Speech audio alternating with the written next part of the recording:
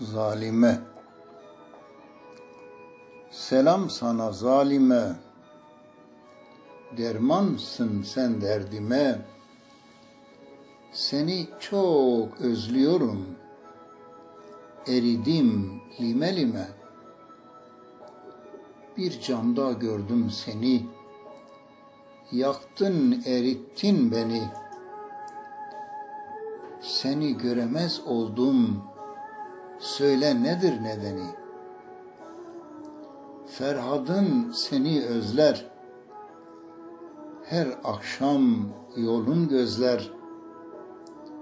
Gönlün hissettiklerini ifade etmez sözler. Yalnız koyma sultanım, buna dayanmaz canım. Bu dünyada görmedim senin gibi bir hanım.